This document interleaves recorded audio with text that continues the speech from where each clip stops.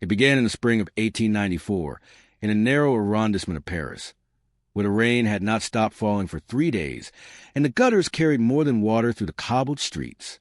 On the morning of April 17th, a printer's apprentice arrived at his employer's shop before sunrise, only to find the presses silent, the ink still wet upon a headline that would never be distributed. By noon, every major newspaper in the city had removed the same story from circulation. By evening, the police denied the event had occurred at all, and by the following week, even the memory of it seemed to dissolve into rumor. No trial was recorded, no obituary was printed, no public explanation was given. Yet witnesses insisted that something had happened inside a residence near the Seine, something so unsettling that it required not correction, not clarification, but complete erasure. The question was not why the case was hidden. The question was what was so dangerous about the truth that even ink was forbidden to hold it. In 1894, Paris was a city suspended between elegance and unease, its grand boulevards illuminated by gaslight and ambition, yet its narrower streets still clinging to shadows older than the Republic itself. The decade carried with it a quiet instability. Political tensions simmered beneath cafe conversations. Whispers of anarchist plots and espionage drifted through the salons of the intellectual elite. The city appeared refined, modern, forward-looking. Yet beneath its surface ran a nervous current of secrecy and suspicion. The newspapers thrived in such an atmosphere. They fed the public appetite for scandal and spectacle, reporting on crimes of passion, financial ruin, and courtroom drama with theatrical precision. Nothing was too grotesque to print, nothing too controversial to dissect. That was until April of that year. The address in question stood on a modest street not far from the river, a 3-story townhouse of pale stone, whose shutters were usually kept closed against the damp air rising from the Seine. It belonged to a retired archivist named H.M. Morel, a man known less for his personality than for his discretion. He had spent nearly 3 decades cataloging municipal records, legal proceedings, and classified correspondence within various government offices before withdrawing from public service under circumstances never publicly clarified. Neighbors described him as courteous but distant, a man who purchased his bread at dawn and extinguished his lamps before midnight with disciplined regularity. He received few visitors. He made no enemies, at least none spoken of aloud. Yet on the evening of April 14th, several residents of the street reported hearing an unusual disturbance emanating from within the house. Not shouting, not violence, but something stranger, a low, resonant vibration that seemed to hum through the stone itself. One woman later described it as though the walls were breathing. Another claimed the air carried a metallic scent, sharp and intrusive, despite no visible smoke. No one contacted the authorities that night. Paris was a city accustomed to eccentricities. The following morning, a delivery boy discovered the front door slightly ajar. He knocked once, twice, then pushed gently against the wood. It yielded without resistance. The interior was dim, the curtains drawn tight. What he saw, or believed he saw, was never formally recorded in any surviving document. What is known as this? Within hours, the street was cordoned off by uniformed officers, and by mid-afternoon, plainclothes officials had entered the premises carrying sealed leather cases. Reporters arrived quickly, alerted by rumor and routine. Crime scenes in respectable neighborhoods were rare enough to merit attention. A correspondent from Le Petit Journal reportedly sketched the facade while awaiting comment. Another from Le Figaro attempted to question a constable, but was instructed firmly to leave. This alone was unusual. Parisian police were rarely so guarded with the press, unless matters of national security were involved. By dusk, typesetters across the city were preparing columns describing a most peculiar discovery at the residence of a former state archivist. Though accounts varied, all drafts referenced missing documents, an overturned writing desk, and what one journalist described cryptically as evidence inconsistent with natural explanation. The phrase, though vague, ignited curiosity in editorial rooms. Such language was theatrical, but it was also profitable. Morning editions were expected to sell briskly. They never reached the public. At approximately 2 o'clock in the morning, representatives from the Ministry of the Interior arrived at multiple newspaper offices simultaneously. Their request was not framed as negotiation. It was delivered as instruction. The articles were to be withdrawn immediately. Printing plates were to be destroyed. Any remaining proofs were to be surrendered. Editors who protested were reminded, quietly, of existing statutes governing the dissemination of information deemed threatening to public order. By dawn, every major publication had complied. When readers unfolded their papers later that morning, they found no mention of Etienne Morel, no mention of police barricades, no mention of anything unusual at all. It was as though the previous day had unfolded in complete normalcy. Only those who had witnessed a commotion firsthand knew otherwise, and even among them, uncertainty began to creep in. Had they exaggerated what they saw? Had the sounds been imagined? Without printed confirmation, memory began to blur. Within 48 hours, the townhouse was sealed. Official explanations cited structural concerns. Windows were boarded. A municipal notice warned against trespassing. No funeral procession was observed. No death certificate surfaced in public registries. H.M. Morel, archivist, simply ceased to exist in civic record. Yet fragments persisted. A junior typesetter, dismissed weeks later for unrelated reasons, claimed he had glimpsed a line in the original article draft referencing documents dated before their authors were born. Another reporter confided years later in a private letter that the interior walls of Morel's study had been covered not in portraits or shelves, but in layered parchment affixed directly to stone, each page inscribed in identical handwriting, yet bearing dates spanning centuries. Such claims are impossible to verify fully, but their consistency across disparate sources raises a question difficult to dismiss. What was discovered inside the house that required not suppression, but erasure? Paris in 1894 was no stranger to scandal. Political corruption, espionage fears, violent crime, all had been reported openly. Yet this event provoked something deeper, something that unsettled even those accustomed to public intrigue. The year itself was marked by heightened sensitivity within government ranks. Anarchist bombings had shaken confidence. Trust in institutions wavered. Rumors of secret societies infiltrating civic bodies circulated among intellectual circles. In such an atmosphere, anything hinting at hidden knowledge, particularly from a former archivist, could threaten more than reputation. It could threaten stability. And so the narrative was removed, not amended, not clarified, removed. But removal leaves imprint. The absence of ink can be as conspicuous as its presence. In cafe corners and along the riverbanks, conversations flickered cautiously. Someone had seen officials carry crates from a house under heavy guard. Someone else claimed they heard one officer whisper that no human hand could have written so consistently. Others dismissed these as inventions, born of imagination and wine. Yet the townhouse remained sealed long after structural concerns should have been resolved. Months passed, then years. Ownership transferred quietly to a shell entity with no visible representative. The building was never demolished. It was preserved. In the decades that followed, historians attempting to reconstruct minor municipal cases of the 1890s found a curious gap in archival continuity, precisely in mid-April of 1894. Catalog numbers skipped inexplicably. Cross-references led nowhere.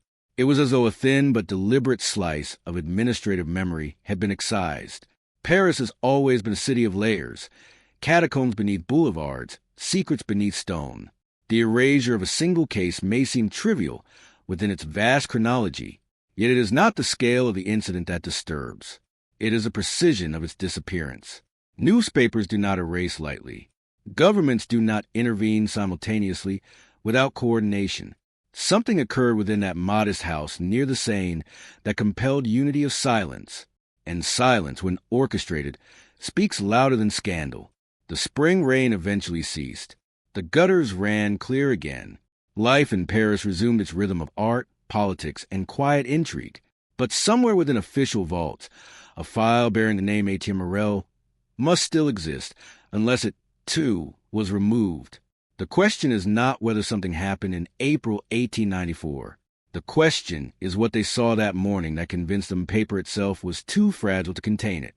In the days that followed the sealing of Etienne Morel's residence, the official narrative, such as it was, remained deliberately thin, Yet within that thinness lay something heavier than explanation, because when authorities wish to minimize attention, they often offer a plausible account to quiet speculation. But in this instance they offered nothing at all, and that absence unsettled those accustomed to the rhythms of Parisian scandal.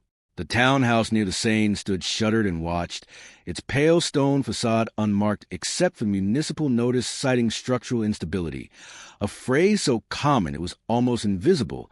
Yet neighbors observed that the officers stationed nearby were not municipal surveyors, but members of the Charite, and that their presence persisted well beyond the time required to inspect a foundation. It was not the structure of the building that had disturbed the authorities. It was the structure of what lay within. According to a clerk who later confided in a colleague, the first uniformed officers to enter the residence on the morning of April 15th expected to find the predictable signs of domestic tragedy, a collapsed body, perhaps, or evidence of self-inflicted harm. Instead, they encountered a study whose arrangement defied ordinary description. The writing desk at the center of the room had indeed been overturned, but not in a manner suggesting struggle. It appeared instead as though it had been moved abruptly aside, as if something beneath it required exposure. The floorboards below bore faint indentations consistent with prolonged pressure, though nothing heavy remained atop them.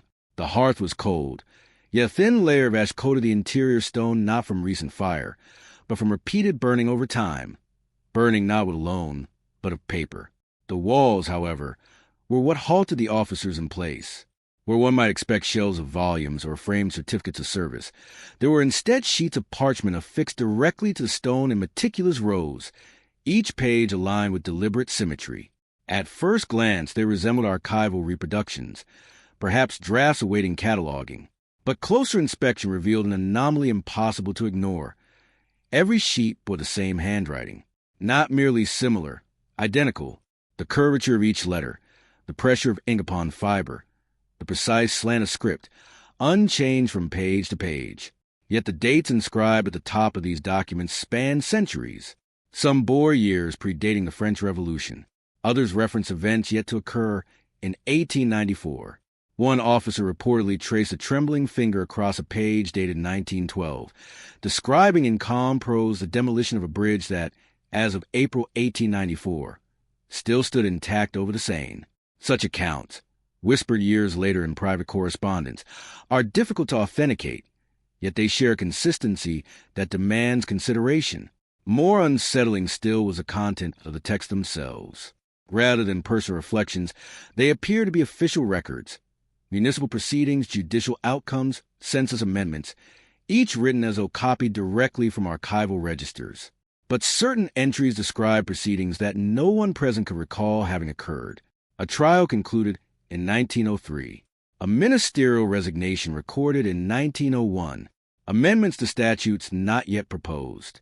The handwriting did not waver. The tone remained clinical, detached, bureaucratic.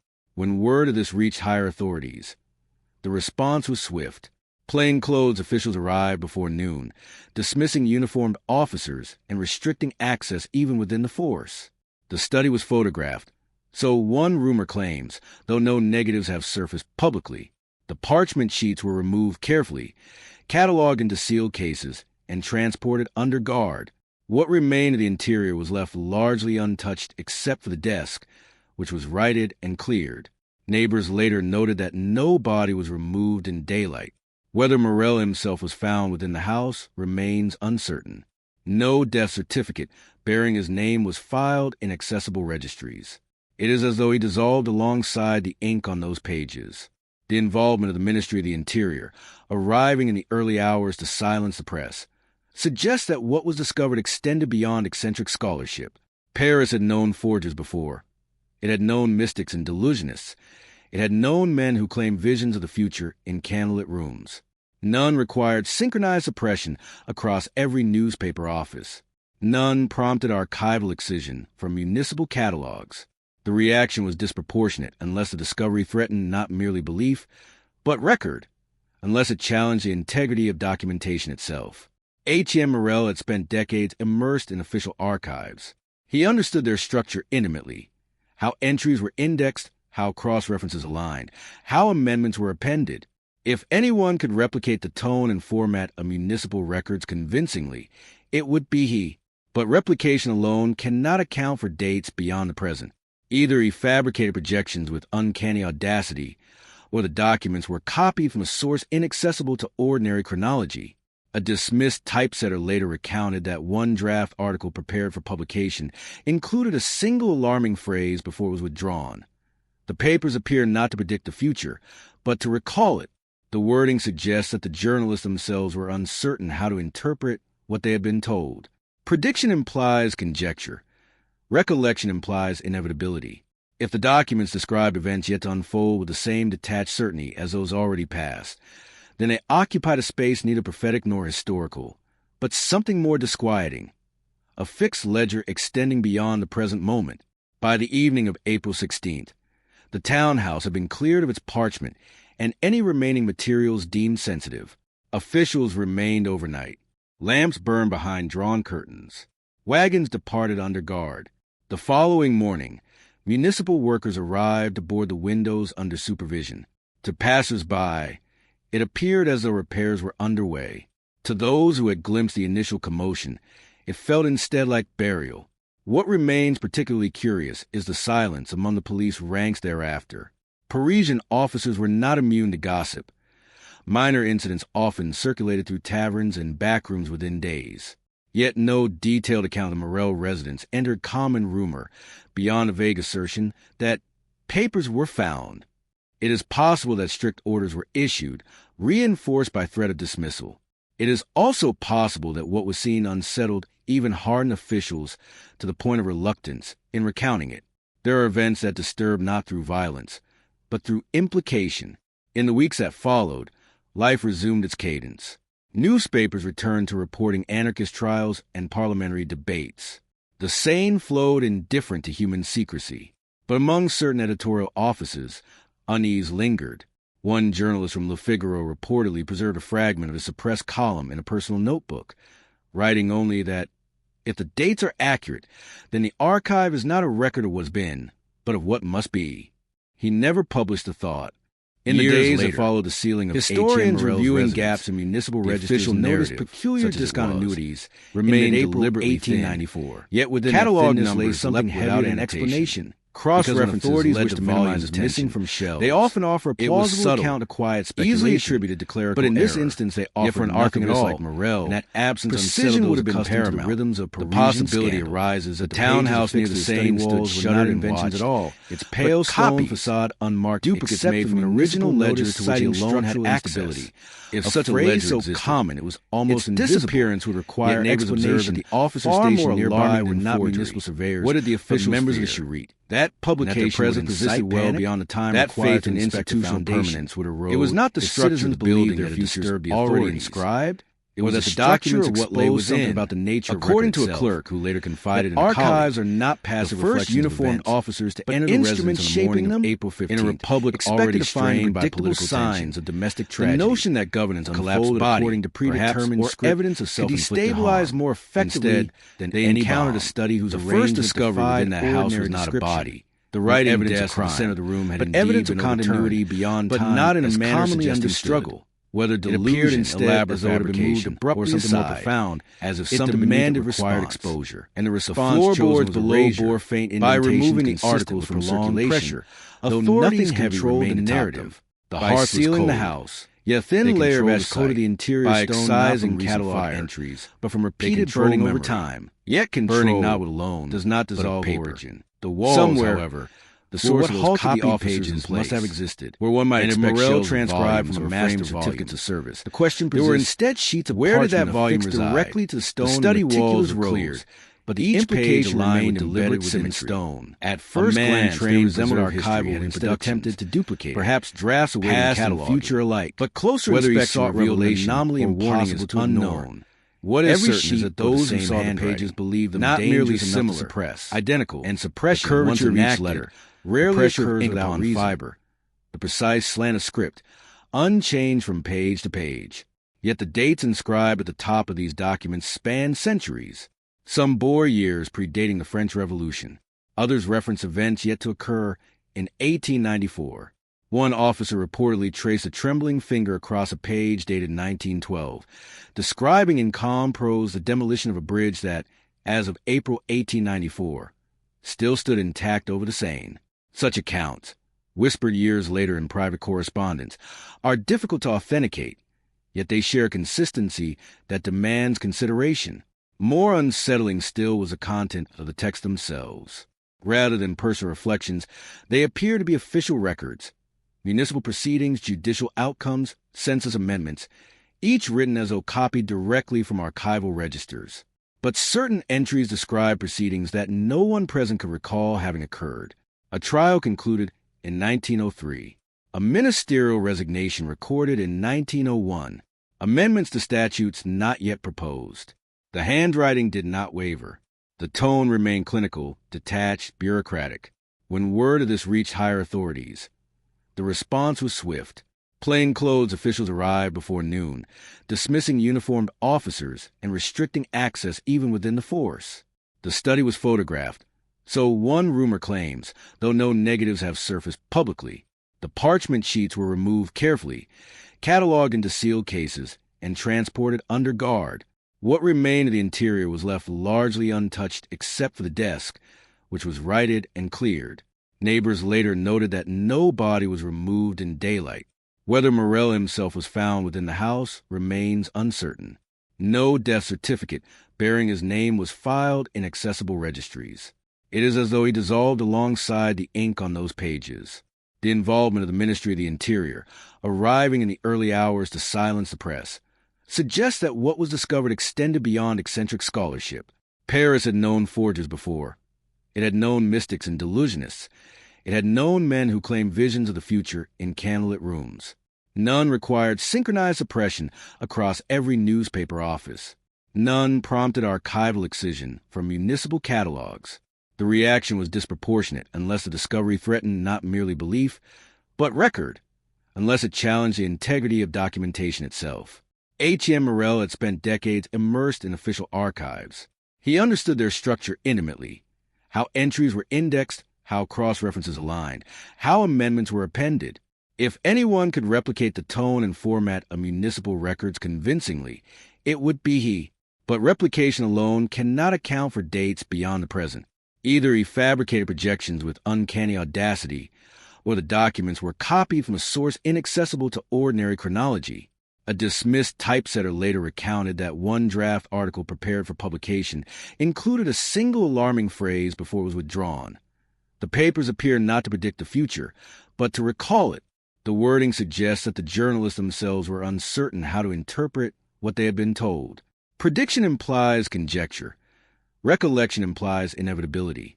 If the documents describe events yet to unfold with the same detached certainty as those already past, then they occupied a space neither prophetic nor historical, but something more disquieting, a fixed ledger extending beyond the present moment. By the evening of April 16th, the townhouse had been cleared of its parchment and any remaining materials deemed sensitive.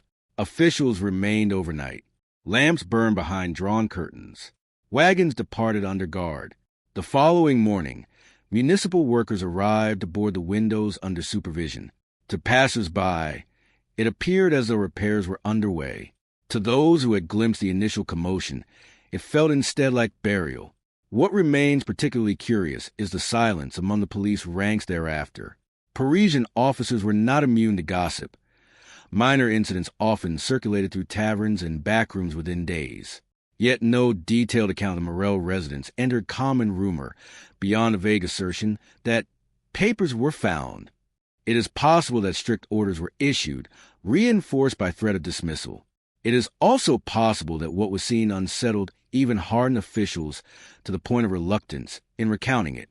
There are events that disturb not through violence, but through implication. In the weeks that followed, life resumed its cadence. Newspapers returned to reporting anarchist trials and parliamentary debates. The Seine flowed indifferent to human secrecy. But among certain editorial offices, unease lingered. One journalist from Le Figaro reportedly preserved a fragment of a suppressed column in a personal notebook, writing only that, if the dates are accurate, then the archive is not a record of what's been, but of what must be. He never published the thought. The official who should never have spoken about it was not a journalist, nor a dismissed constable nursing resentment in a tavern, but a senior archivist within the Ministry of the Interior, a a man whose entire career had been built upon the quiet maintenance of records too sensitive for public shelves, and whose temperament was so cautious that colleagues once joked he would redact his own diary before writing it. Yet in the winter of 1902, 8 years after the disappearance of H.M. Morrell, and the abrupt silence surrounding the townhouse near the Seine, this archivist confided to a former university associate that what had been found in April of 1894 was not the true discovery at all, but merely a copy of something far older and far more dangerous, a document he referred only as Le Grand Registre, the Great Ledger.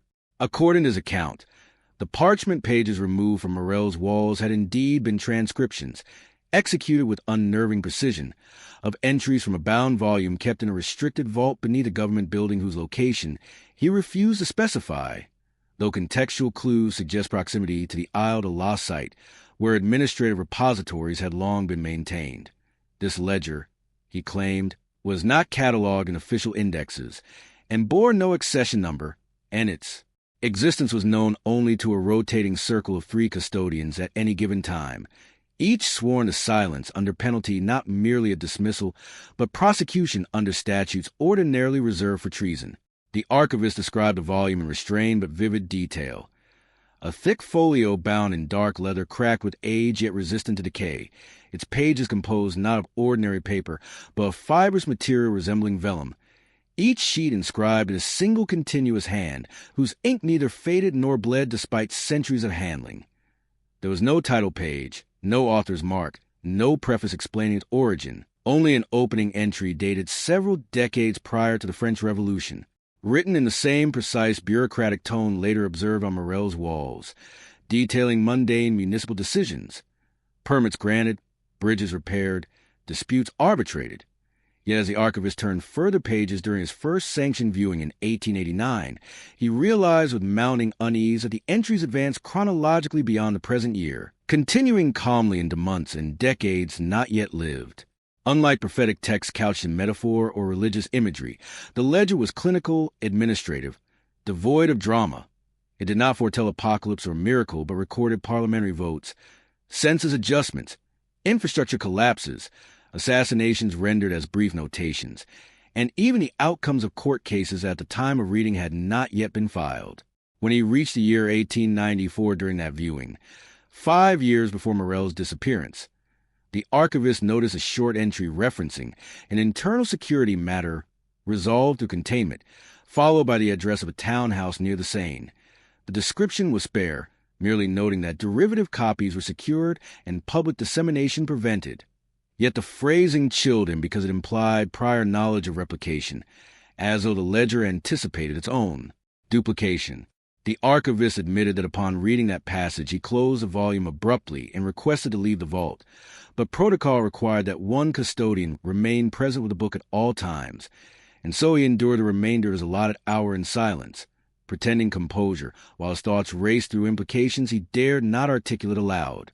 If the ledger was accurate, then events did not unfold spontaneously, but were inscribed beforehand. If it was inaccurate, then its authors possessed influence sufficient to shape governance into conformity with its entries. In either case, the distinction between record and command dissolved. He insisted that the custodians before him had treated the volume not as scripture, but as reference, consulting it sparingly to verify procedural continuity during periods of political upheaval. They neither celebrated nor questioned its content, adhering to a discipline born less of belief than of fear, because the ledger's existence suggested either a mechanism of foresight beyond comprehension or a conspiracy so expansive that resistance would be futile. During the turbulence of the late 19th century, anarchist bombings, parliamentary crises, colonial expansions, the ministry found strange reassurance in the ledger's steady progression of events, as though chaos at street level masked a predetermined architecture at the institutional core. Yet reassurance gradually transformed into dread when discrepancies emerged. The archivist recounted one such discrepancy in hushed tones, an entry describing a ministerial resignation scheduled for October 1891 that did not occur as written. Instead, the minister survived a scandal and retained his post for another year, contradicting the ledger's precise notation. At first, Custodians attributed the error to transcription delay or misreading, but when the resignation eventually transpired in 1892 under circumstances remarkably similar to those described for the previous year, unease deepened. It was as if the ledger corrected itself for reality rather than the reverse, bending events toward alignment over time. This elasticity suggested that while dates might waver, outcomes converge inexorably upon their recorded forms. The custodians began to debate privately whether consultation of the ledger influenced decisions subconsciously, guiding officials to enact what they had read, thereby fulfilling the script they believed immutable. It was within this atmosphere of guarded consultation that H.M. Morrell entered the periphery of a secret. As a respected archivist with unparalleled knowledge of cataloging systems, he had been seconded briefly to assist in reorganizing sensitive holdings during renovations in the late 1880s. Though not officially admitted into the circle of custodians, he worked in proximity to restricted vaults and likely observed irregularities in catalog numbering. The senior archivist suspected that Morrell's curiosity, sharpened by decades of disciplined observation, led him to deduce the presence of an uncatalogued volume. Whether by accident or ingenuity, Morrell appears to have gained access during a transitional moment when one custodian retired and another had not yet assumed full oversight. The archivist would not confirm this explicitly, but his expression, described later by his confidant, betrayed certainty rather than speculation. If Morrell did indeed view the Great Ledger, his response diverged radically from that of official custodians. Rather than accepting its authority or fearing its implications, he began transcribing entries methodically, copying not only past records but future ones, perhaps intending to expose the existence of predetermined governance or to test whether duplication altered outcomes. The parchment sheets discovered on the study walls represented only a fraction of what he may have copied, selected perhaps for their immediacy or symbolic weight. The entry concerning April 1894, foretelling containment at his own address, would have confronted him with a paradox. If he refrained from copying, the ledger would be proven immutable. If he copied, he would trigger the very containment it described. In transcribing, he stepped deliberately into the script. When authorities discovered the replicated pages in his townhouse, they confronted evidence not of prophecy but a breach. The archivist maintained that panic within the ministry stemmed less from metaphysical dread than from institutional vulnerability. If the public learned that a hidden ledger guided or predicted governance, confidence in Republican autonomy could fracture irreparably. Thus, the operation in April 1894 sought not to investigate the ledger's origin, but to restore exclusivity over its knowledge. Morrell himself, the archivist implied, was neither executed nor imprisoned in the conventional sense. Rather, his fate was classified under administrative transfer, a euphemism that obscured location and circumstance. No death certificate appeared because his legal status was altered quietly, removed from civil registries as thoroughly as the newspaper articles that once bore his name. The archivist's confession concluded with an admission that haunted his listener long after their conversation ended. In 1901, during another sanctioned viewing, he turned to the pages corresponding to his own lifetime and discovered an entry noting his retirement in 1905, followed by a brief line stating custodial responsibility concluded by natural cessation. He understood the phrase as a veiled reference to death. He closed the ledger then and resolved never to consult again, believing that foreknowledge, whether accurate or self-fulfilling, eroded the freedom required to live authentically. Yet he also confessed that he felt events aligning subtly with the entries he had seen, as though time conspired to validate ink. No physical evidence of the Great Ledger has surfaced publicly. The building, rumored to house a vault, underwent renovations in the early 20th century, and wartime disruptions further obscured archival continuity. Some historians argue that the entire account reflects paranoia born of bureaucratic secrecy, that Morrell fabricated the pages as a psychological experiment, and the ministry overreacted to protect reputations rather than reality. Others contend that the consistency of whispered testimonies across decades suggests an authentic nucleus of truth. What cannot be dismissed as a pattern? A discovery suppressed, articles erased, a man vanished, and an archivist burdened by knowledge he wished he had never acquired. If the ledger existed, its purpose remains opaque. Was it created by an unknown savant mapping probabilities with uncanny precision? Was it a compendium of contingency plans masquerading as inevitability? Or did it originate from a source beyond rational explanation, a document not authored but found? The archivist never speculated openly, yet his silence conveyed deeper uncertainty than any theory might have offered. He believed only that duplication threatened equilibrium, that once multiple copies circulated, the boundary between record and event would fracture irreparably. And so the suppression of 1894 becomes less an act of censorship than a containment, mirroring the ledger's own phrasing. The authorities did not merely erase a scandal. They attempted to prevent multiplication of a text whose existence destabilized chronology itself. Whether they succeeded is unclear, for if Morel transcribed even a handful of entries beyond those found on his walls, those pages may yet lie hidden in private collections, waiting to surface at a moment when their dates draw near. Say, continue, and part 4 will follow the archivist's final act, and the entry in the ledger that may have predicted the war that would shake Europe to its foundations. The confession of the archivist might have dissolved into obscurity like so many private revelations whispered between cautious men, were it not for what happened several years later, an event that forced a few individuals aware of the hidden ledger to confront a terrifying possibility, that the book did not merely record the quiet mechanisms of governance, but also the catastrophes that would one day fracture entire nations. By the spring of 1905, the same archivist who had once cautiously turned the vellum pages beneath the ministry building had grown increasingly withdrawn, and colleagues noticed that he avoided the vault corridors whenever possible, delegating routine responsibilities to junior clerks despite his reputation for meticulous oversight. To the outside world, his retirement appeared natural, a dignified end to a long career spent among dust-covered files and fading parchment. But privately, he had become haunted by the single entry he had glimpsed in the ledger during his final consultation years earlier, an entry dated 1914 that described an event so vast and violent that he initially believed he had misunderstood the language. The text had not spoken in grand prophetic tones. It simply recorded that in the summer of that year, a political assassination in a Balkan city would trigger a chain of alliances resulting in a continental war, one whose casualties would number in the millions, and whose conclusion would redraw borders across Europe. The language had been bureaucratic, indifferent, as though the suffering of nations were no more significant than the repair of a bridge or the resignation of a minister. At the time of his reading, such an outcome seemed improbable. Europe in the early 20th century was tense but stable, governed by intricate alliances that diplomats believed capable of preventing full-scale conflict. Newspapers argued endlessly about colonial rivalries and economic competition, yet few imagined that the assassination of a single archduke, whose name appeared briefly in the ledger's entry, could ignite a war involving nearly every major power on the continent. The archivist had closed the volume with shaking hands and convinced himself that the passage must represent speculation rather than certainty, perhaps the work of an unknown strategist who had imagined a worst-case scenario and preserved it within the ledger for bureaucratic curiosity. But as years passed, subtle developments across Europe began aligning with the entry in unsettling ways. Military alliances hardened, arms production accelerated, and diplomatic crises multiplied. Each headline felt like a step closer to the quiet paragraph he had seen inscribed years before the events themselves.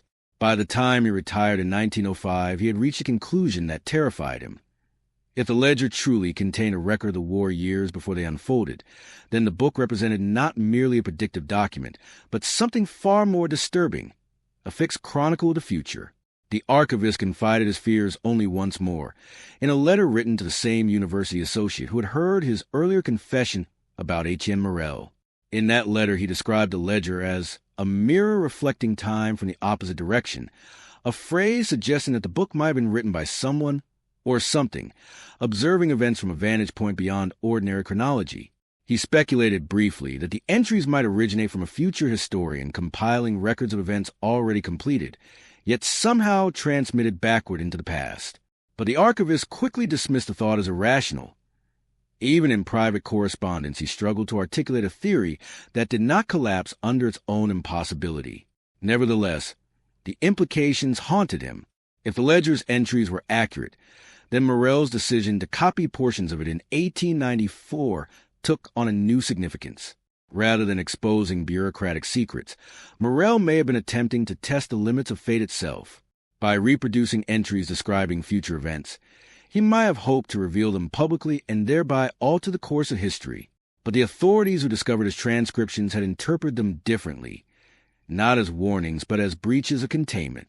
In suppressing the copied pages and erasing newspaper coverage, they ensured that the knowledge remained confined within the same narrow circle that had guarded the ledger for generations. Whether this decision preserved stability or doomed Europe to follow the script inscribed within the book remained impossible to know. The archivist's final act before leaving the ministry was both quiet and defiant. On his last evening in the building, he requested one final consultation with the vault under the pretense of verifying catalog references for a departmental report. The request was granted without suspicion. After decades of loyal service, no one questioned his motives. Descending the stone staircase to the vault, he passed the iron door that sealed the restricted chamber where the great ledger was kept. 2 custodians accompanied him, as protocol required, though neither appeared particularly attentive. When the door opened and the volume was placed upon the long oak table, the archivist hesitated before touching it, aware that this might be the last time he would see the book that had unsettled his understanding of time itself. He turned the pages slowly, moving past entries describing mundane municipal events, parliamentary debates, and infrastructure projects. Each page felt heavier than the last. When he reached the year 1914, he forced himself to read the paragraph again, verifying that the words remained unchanged. They did. The assassination in Sarajevo was recorded with the same cold efficiency he remembered, followed by a sequence of declarations of war spreading across Europe like falling dominoes. The ledger did not dwell on the battles themselves. It simply listed the dates on which nations entered the conflict, the enactment of emergency laws, and the eventual armistice years later. Beneath the final entry of that war appeared a brief notation referencing the creation of new treaties designed to prevent future catastrophe. The archivist stared at the ink for a long time before continuing to turn the pages. What he saw next chilled him even more than the war. The ledger did not end with the peace that followed. It continued, quietly, methodically, through decades beyond his lifetime, recording political upheavals, technological revolutions, and conflicts even larger than the one described in 1914. At that moment, he realized something that neither he nor the previous custodians had fully acknowledged. The ledger extended indefinitely forward. It was not a finite prophecy, but an ongoing chronicle of events yet to occur. He closed the volume abruptly. The custodians interpreted his silence as fatigue and escorted him back upstairs without comment. But as he walked the corridors of the ministry for the last time, he understood that the ledger's existence meant the future might already be written somewhere beyond human reach. Whether the book predicted events or merely reflected them from another vantage point no longer mattered. The implication was the same. History might be less a sequence of choices and a path already mapped. Years later, when the assassination in Sarajevo occurred exactly as the ledger had described, the archivist's former associate remembered the letter he had received and reread its lines with growing dread. Newspapers across Europe exploded with headlines announcing the beginning of a war that few had believed possible. Yet somewhere beneath the ministry building in Paris, if the ledger still existed, that war had been written decades earlier in calm, unremarkable ink. For those who remember the suppressed case of 1894, the realization carried an additional weight. H.M. Morel had tried to copy fragments of the ledger and place them before the world. The authorities had erased those copies and removed every mention from newspapers. By doing so, they preserved secrecy, but they may also have silenced the only man who attempted to challenge whatever force had written the future in advance.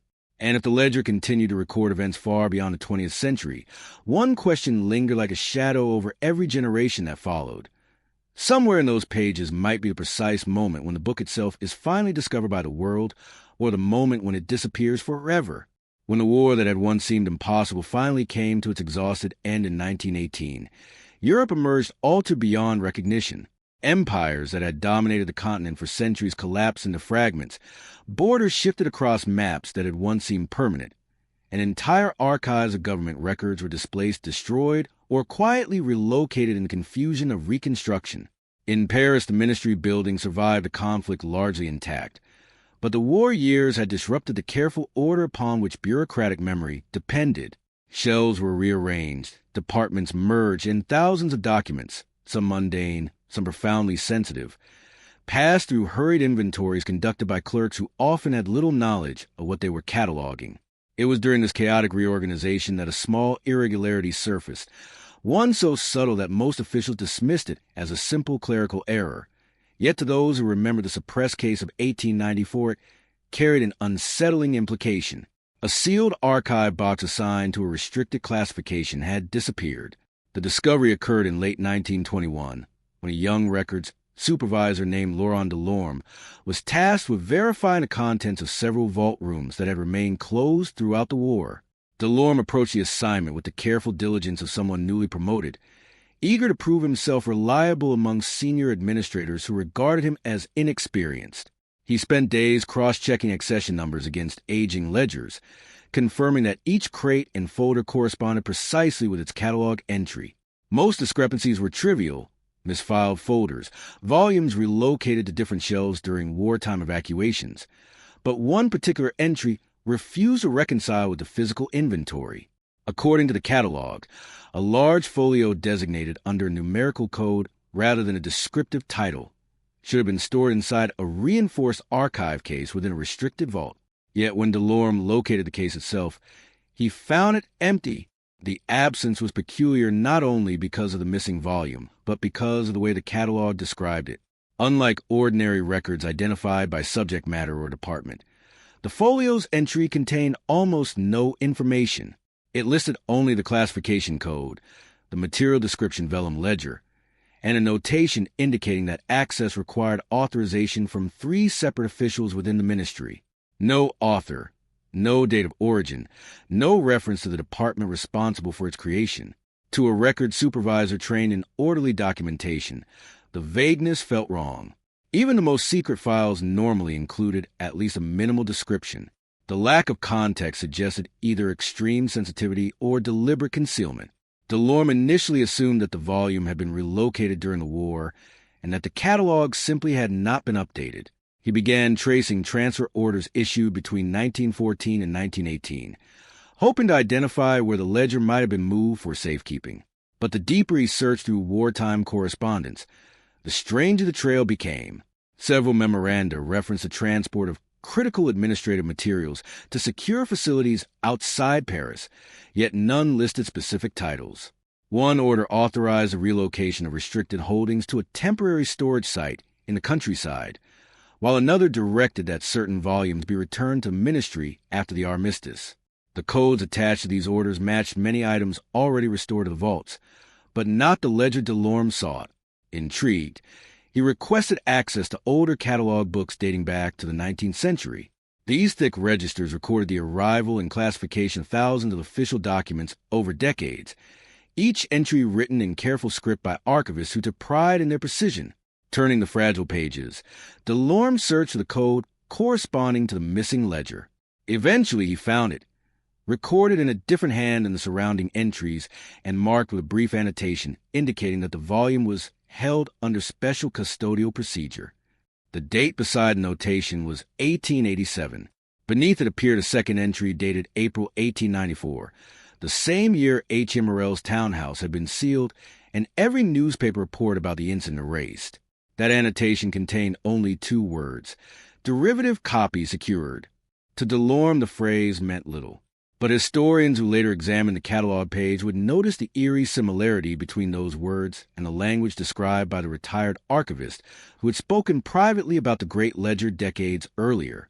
The implication was unmistakable. The ledger missing from the vault in 1921 might have been the very volume Morel had attempted to copy in 1894. If so, the disappearance of the archive box suggested that the ministry had either moved the book permanently to an unknown location or lost control entirely. Delorme reported the discrepancy to his superiors, expecting routine instructions to continue searching. Instead, he received an unusually swift response. Within hours, 2 senior officials arrived at the vault and requested to examine the catalog themselves. They asked few questions, yet their expressions grew increasingly tense as they reviewed the entries. After a short conversation conducted in low voices, they instructed Delorme to mark the ledger's classification code as temporarily relocated under ministerial directive and to cease further inquiry. The young supervisor complied reluctantly, sensing that the matter had crossed into territory beyond his authority. The empty archive case was sealed again and returned to its shelf as though nothing unusual had occurred. What happened next remains uncertain. Some accounts suggest that the ledger had indeed been transferred to a remote repository during the war and never returned to Paris. Others claim that it was removed deliberately in the years following the conflict by officials who feared the implications of its contents after the war in 1914 had unfolded exactly as recorded within its pages. Yet there is also a more unsettling possibility, whispered among a handful of archivists in later decades, that the ledger did not vanish through bureaucratic decision at all. According to this rumor, the book simply ceased to be present one morning when a custodian entered the vault, leaving the reinforced case empty despite the absence of any record authorizing its removal. Such stories are impossible to verify. Archives thrive on documentation, and the moment an event leaves no paper trail becomes almost indistinguishable from legend.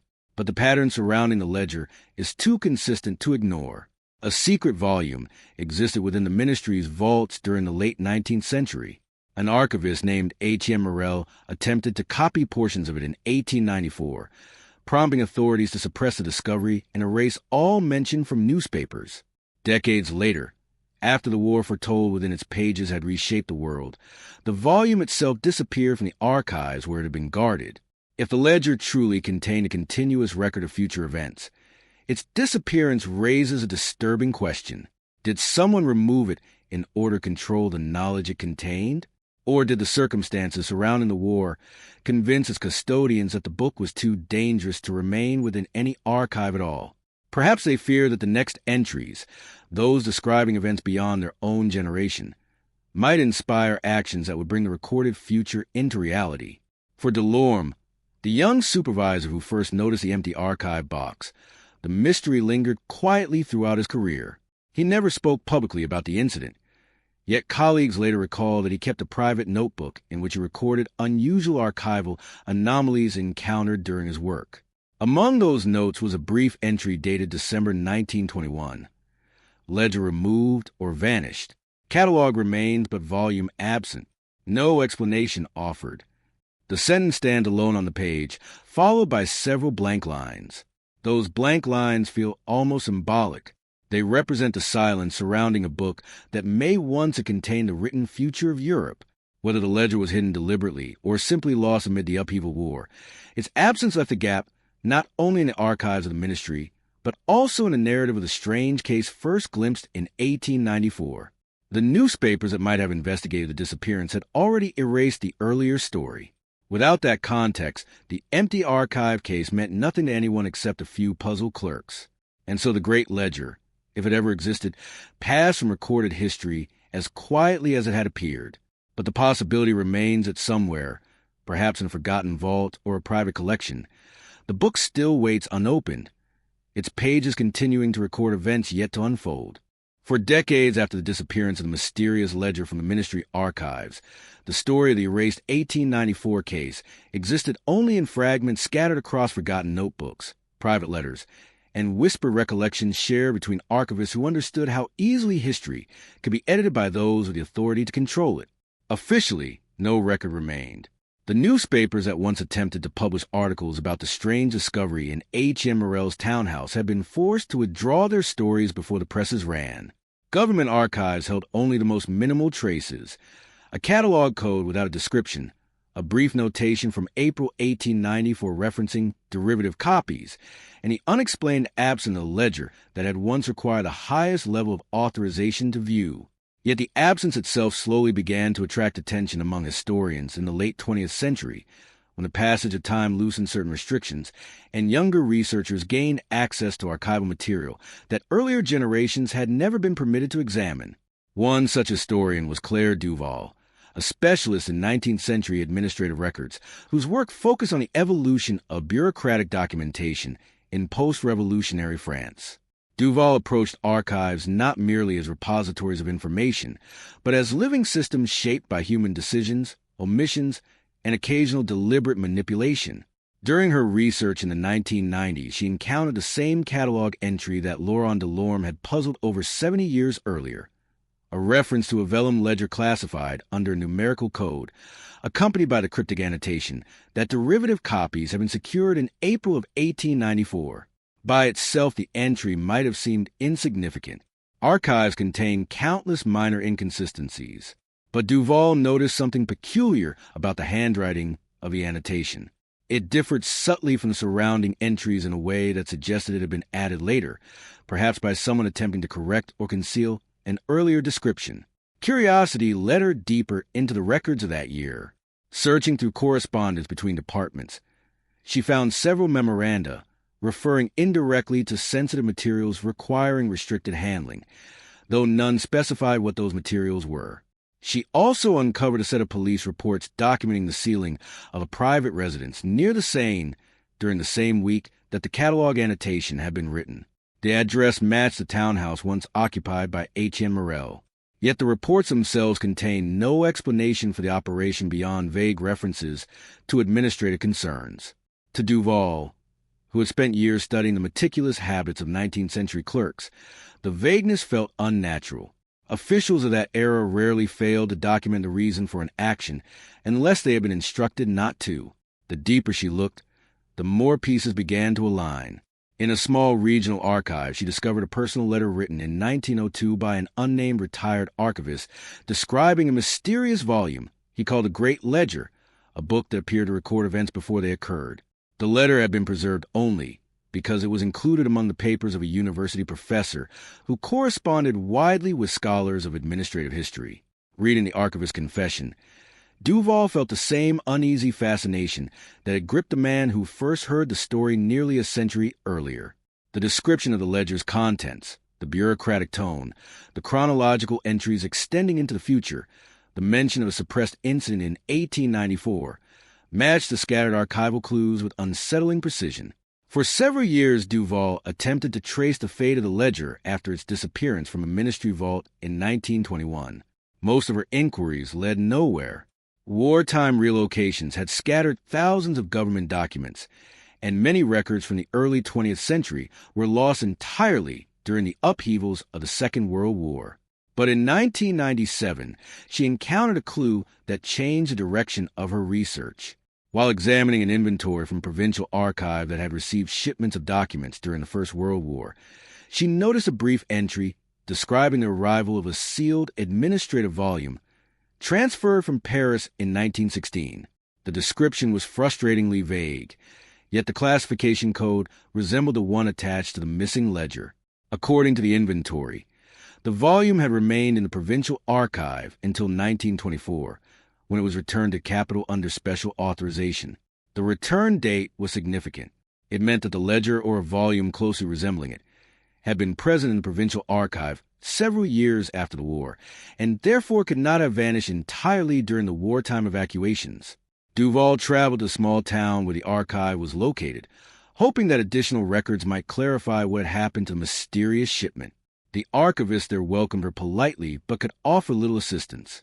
Their earliest catalog books confirmed that a sealed volume had indeed arrived from Paris in 1916, yet the description included no title and no details beyond a notation that access required authorization from the Ministry of the Interior. More intriguingly, the return shipment in 1924 listed the same classification code, but the crate was recorded as weighing several kilograms less than when it arrived. The discrepancy might have been caused by something as mundane as a different scale or pack of materials. Yet Duval could not dismiss the possibility that the volume itself had changed. Had pages been removed before the ledger was returned to Paris? Had someone attempted to copy sections of it, just as H.M. Morel had done decades earlier? The inventory provided no answers. It simply recorded that the crate was shipped back to the ministry and received without incident. Within 2 years, the same ledger was reported missing from the vault where it had once been stored. Standing in the quiet reading room of the provincial archive, Duval experienced a strange realization. The ledger had traveled quietly, without explanation, from Paris to the countryside and back again during the years when Europe was consumed by war. Somewhere during that journey, its contents might have been examined by individuals outside the small circle of custodians who originally guarded it. If even one person had copied or photographed a portion of its pages, fragments of the book could still exist in private collections or forgotten files waiting to be rediscovered. Duval eventually published a cautious academic paper describing the archival anomalies surrounding the 1894 case, the missing ledger, and the wartime transfer of a sealed volume whose description matched the mysterious book described in the retired archivist's letter. She avoided sensational conclusions, presenting the evidence simply as an unresolved historical puzzle. Most scholars treated the article as an interesting curiosity, another example of the strange gaps that sometimes appear in administrative records. Yet a few readers recognized the deeper implication. If the ledger truly existed, and if its entries once described events years before they occurred, then somewhere beyond the official archives the book might still survive. Today, the townhouse where H.M. Morrell once lived has long since been renovated. The study walls where his copied pages once hung are covered with fresh plaster, and the building's current residents know nothing about the strange discovery that led authorities to seal the house in 1894. The newspapers that might have preserved the story remain silent, their missing articles erased from bound volumes more than a century ago. And the vault beneath the Ministry of the Interior, if it still exists, holds no record of the vellum ledger that once required the highest level of authorization to read. Yet the scattered traces remain. The catalog code without a title, the annotation about derivative copies, the retired archivist's confession, the empty archive case, and the provincial inventory describing a sealed volume that weighed slightly less when it left than when it arrived. Individually, these fragments mean little. Together, they form the outline of a story that refuses to disappear entirely. If the Great Ledger was merely a myth, it was an extraordinarily persistent one, leaving marks across archives and decades. But if it was real, if somewhere there once existed a book quietly recording the future in calm bureaucratic ink, then the final mystery is not how it vanished, but whether its pages continue to exist somewhere beyond the reach of official history.